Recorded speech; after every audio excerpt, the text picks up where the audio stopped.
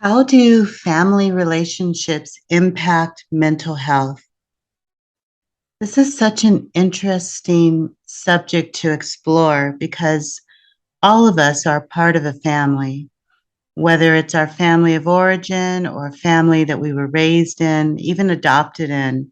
Family experiences and family culture absolutely impact our lives, either in beautiful, amazing, wonderful ways or incredibly toxic, dysfunctional ways. Participation in a family can really just anchor us and help us to feel aligned in shared values. And when you're a part of a family, it's normal, it's natural to want to demonstrate loyalty to whatever those values are because there's an experience that's being created, and we want to believe that that experience is good, that it's positive. But what happens when you are born into a family that has really toxic traits, really dysfunctional ways of coping and expressing emotions such as anger?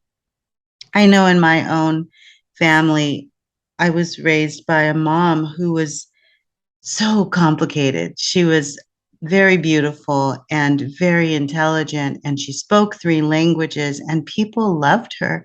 She was charismatic when we were out in public, but underneath the surface was someone who experienced deep depression. And when she was having a depressive episode, she was not emotionally available.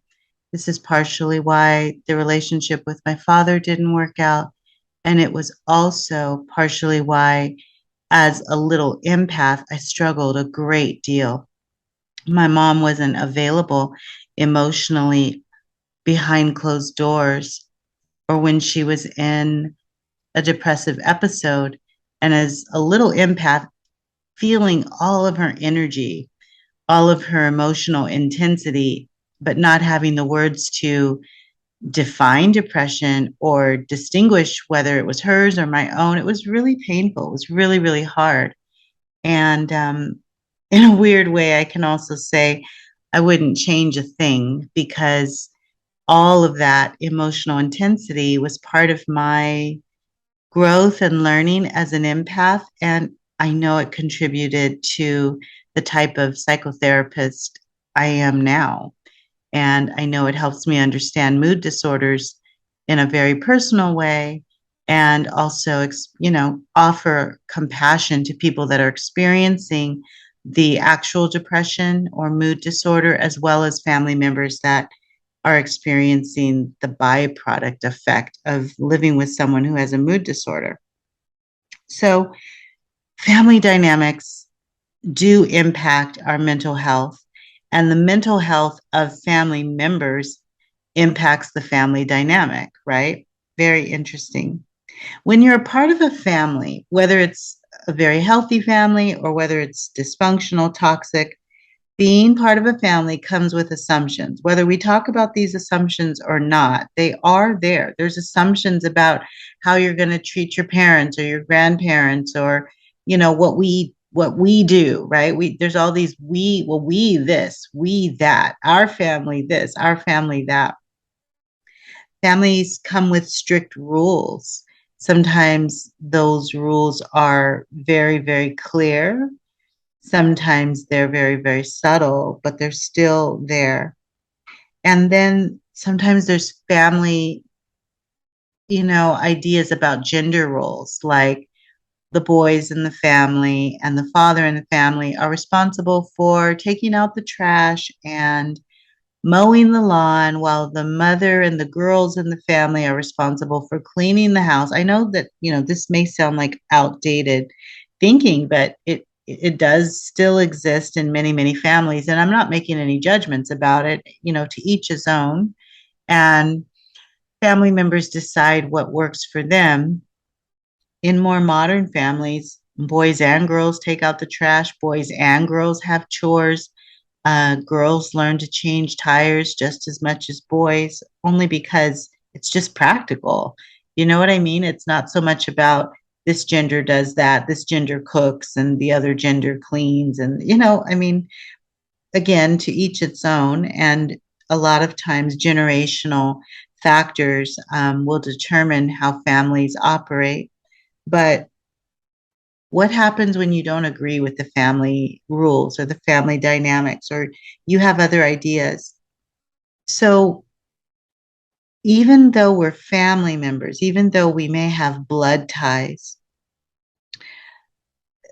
what's implicit oftentimes is that there are deal breakers.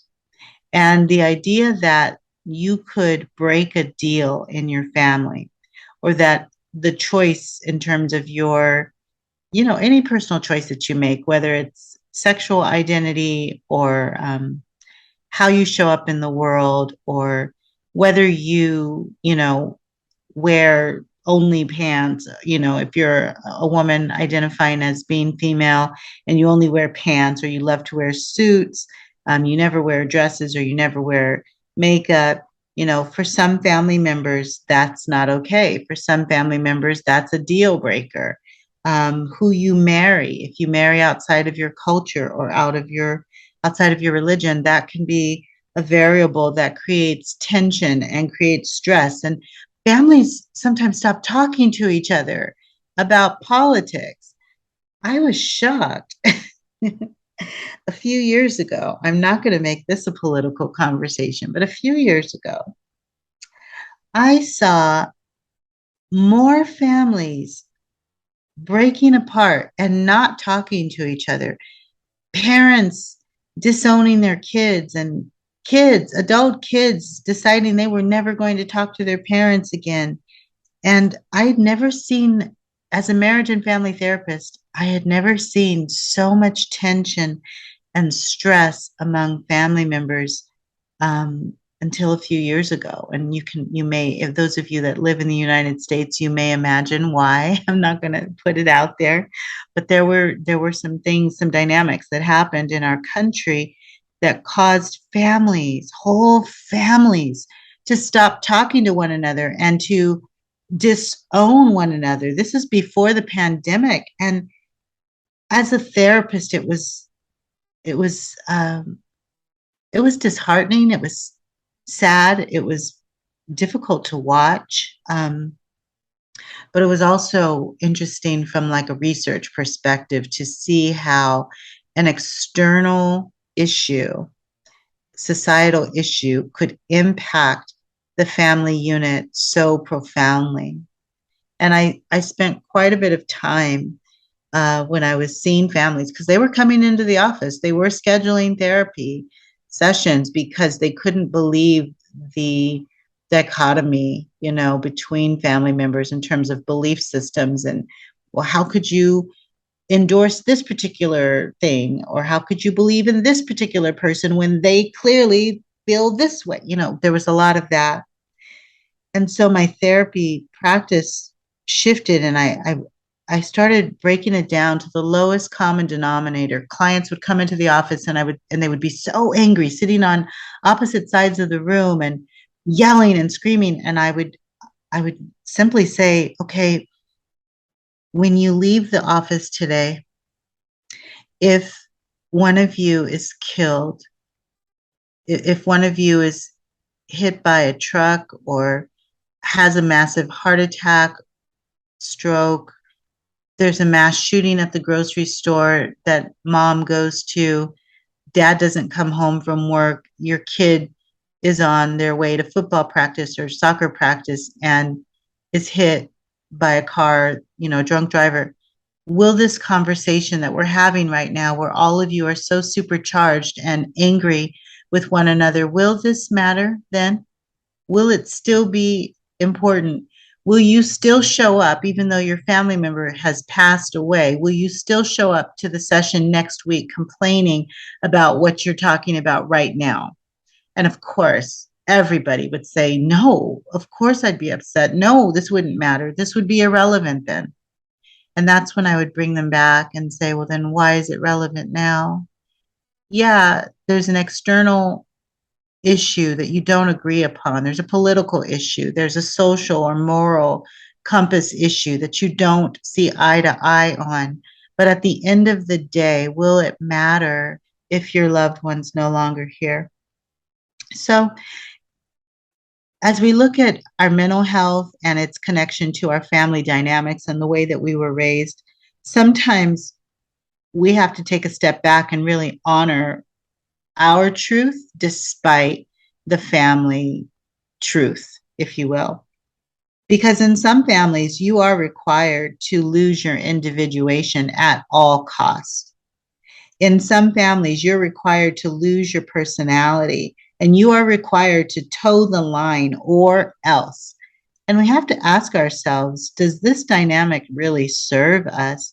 Does it serve our individual personal development and our healing process and our individuation that is really going to be responsible for having us self activate and self actualize and realize our own individual dreams? If we are so stuck in old dysfunctional paradigms, then it's really going to be hard to be a self actualized person.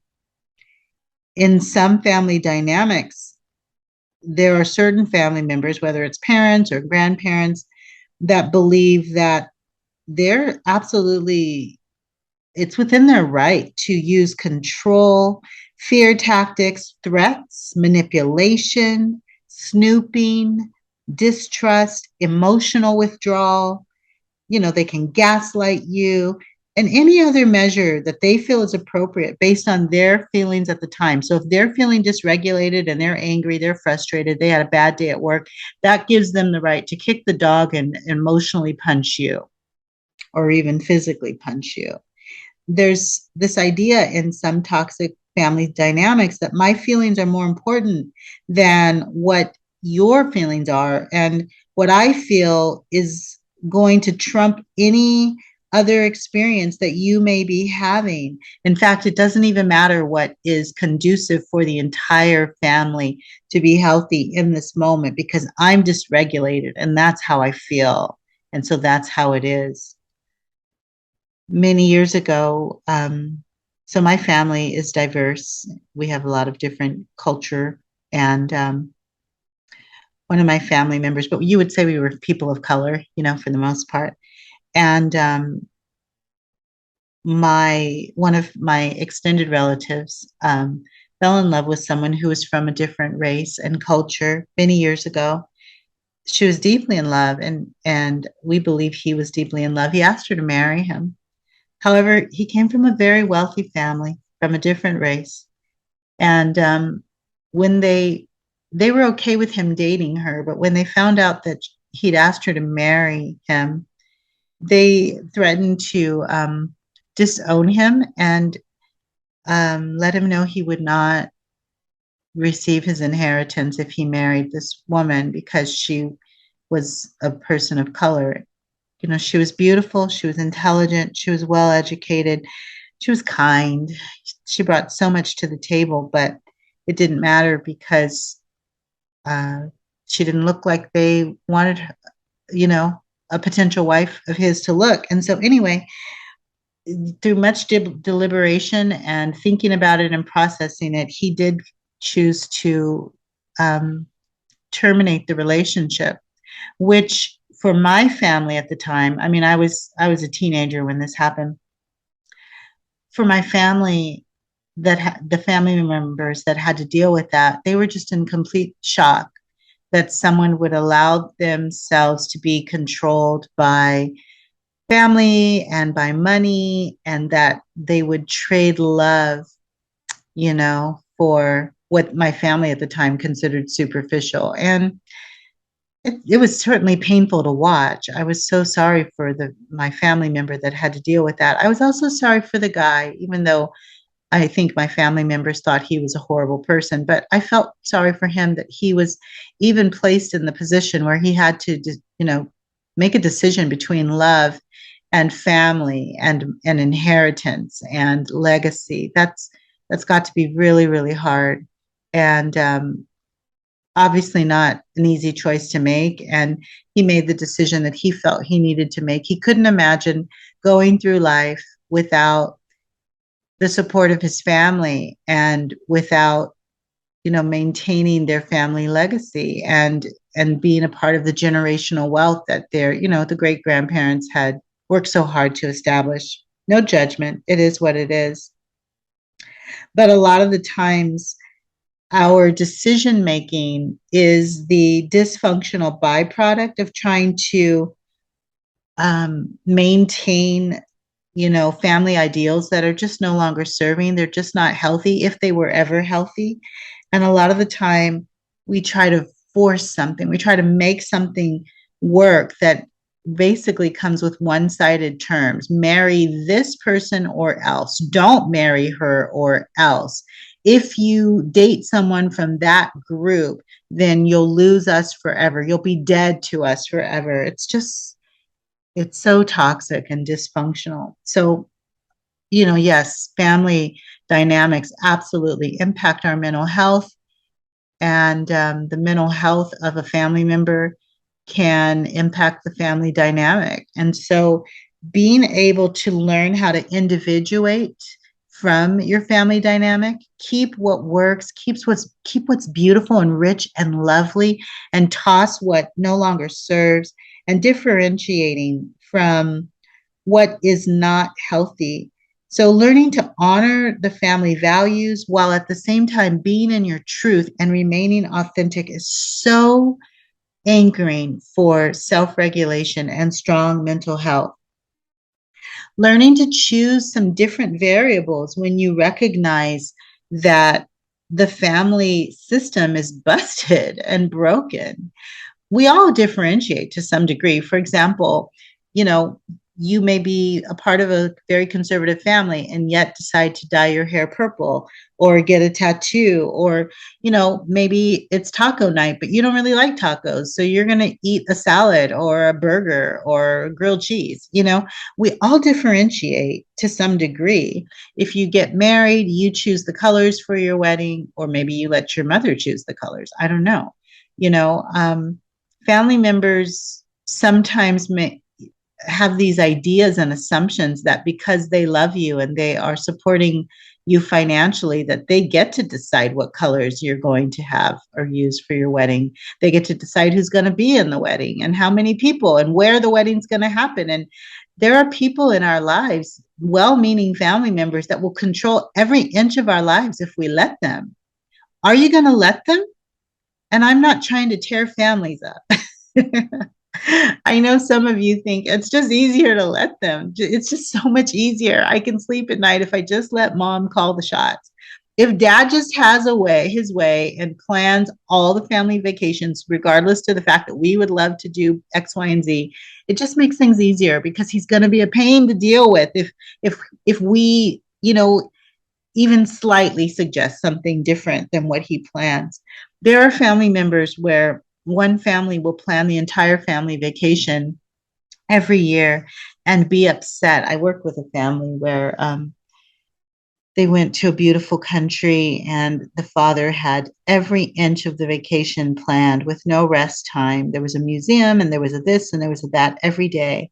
And if the family didn't want to go or wanted to sleep in while they were on vacation, mind you, he would pitch a fit and decide, then we're not doing anything next year. Family vacation next year is canceled. And they would go to these beautiful places, Bora Bora, Ibiza, all kinds of wonderful, amazing luxury vacations. But he had everything planned, every second, every inch of the vacation, which made it not so fun. So, man, those therapy sessions were good time.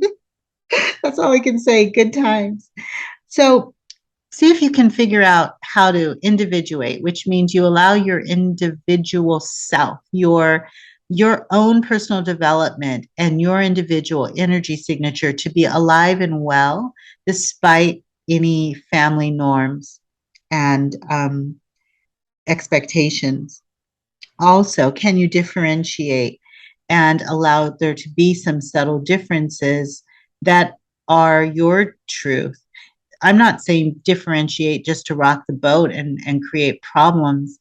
I'm saying differentiate because you deserve to be your true, authentic self, even in a family dynamic that can have strong, rigid rules or can be toxic.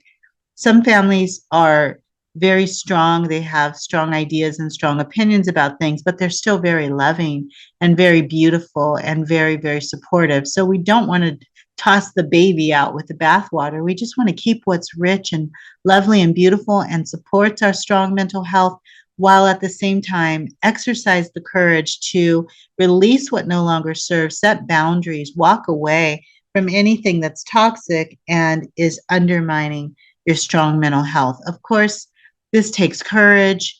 You have to be fearless.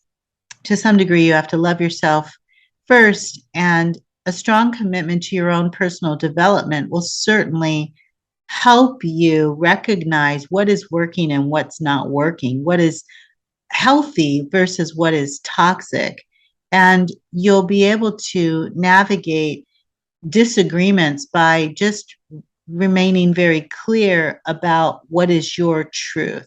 If you abide in your truth and remain authentic and launch from the space of self love, individuation and differentiation will be a lot easier to understand, recognize, and navigate, even when toxic family cycles are, you know, present, um, and normal components of your family relationship. Give yourself permission to up level and to elevate and to expand the potential of the family. And if the other family members aren't ready to heal and be better versions of themselves, then you as a party of one can decide that you want to elevate your own consciousness and that you want to bring something new to the table. You can begin to create your own traditions and your own values, your own customs based on what is aligned and what is appropriate for you now. For example, if you come from a family that traditionally was racist, but that just doesn't align with your value system and it's not how you want to raise your kids, it will take great courage, but you can begin to create new belief systems and you will change patterns and cycles. You may not see it in this generation. It may be your grandchildren or your great grandchildren that live a completely different lifestyle, free of racism, all because of the choices that you're making now. But be brave, exercise great courage, love yourself first, give yourself permission to individuate, differentiate from anything that is not aligned and no longer serves you, and know that your choices will change the cycles and patterns um, in your family in a way that serves the highest good. And your family, whether it's now or later, will thrive and heal and release and become better versions, even if it's just individualized, better versions of themselves, moment by moment, person by person, one person at a time. You make a difference and you can improve the mental health of your family by just honoring your own mental health and staying aligned with what's true for you.